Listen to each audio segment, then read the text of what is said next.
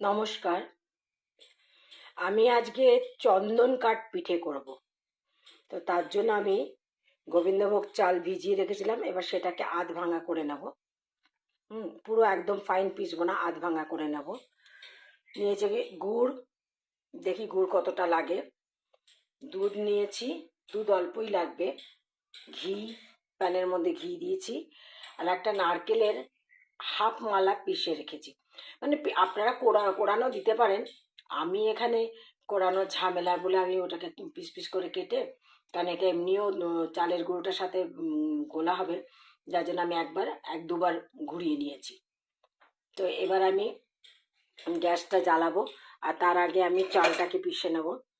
চালটাকে পিষে আমি চাল আর নারকেলটাকে একসাথে মিশিয়ে নেব।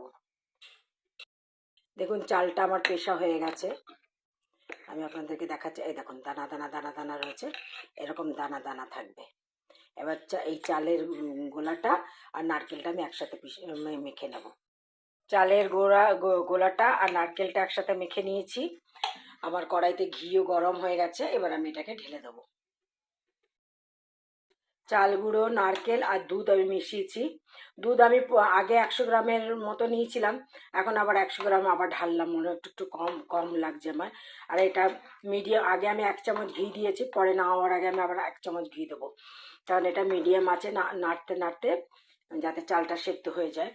আমি এই বাটিটার 1 বাটি পুরো চাল নিয়ে নিই, 1 বাটি থেকে একটু কম চাল নিয়েছিলাম।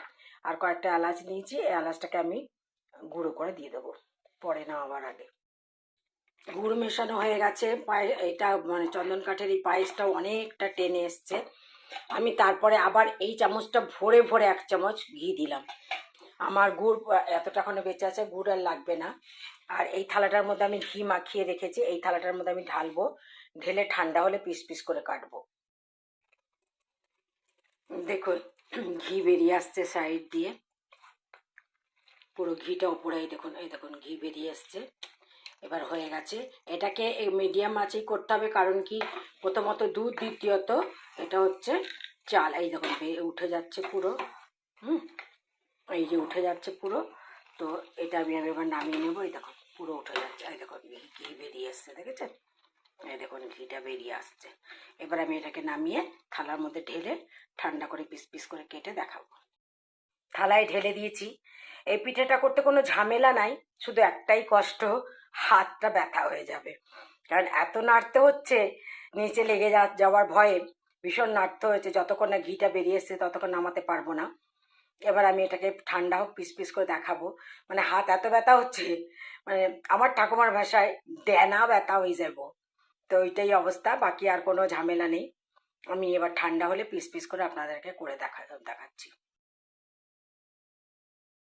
দেখুন পিস পিস করে কাটা হয়ে যাচ্ছে, এই দেখুন পিস পিস করে উঠে গেল, ঠান্ডা হয়ে গেছে তো এবার পিস পিস করে উঠে যাবে। এই যে পিস পিস করে কেটে রেখেছি আমি, এটাকে বলে চন্দন কাঠ পিঠা। কোনো ঝামেলা নেই, কিছু নেই, পায়েসের মতোই, শুধু চালটাকে একটু পিষে নিতে হবে দানা দানা করে। তবে হ্যাঁ, নাড়তে হবে, প্রচুর নাড়তে হবে, না নাড়লে এটা নিচে লেগে যাবে।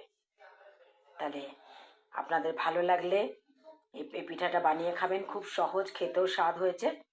বানিয়ে খাবেন আর আমাকে জানাবেন, লাইক শেয়ার করবেন, কমেন্টস করবেন। আসি তাহলে, নমস্কার।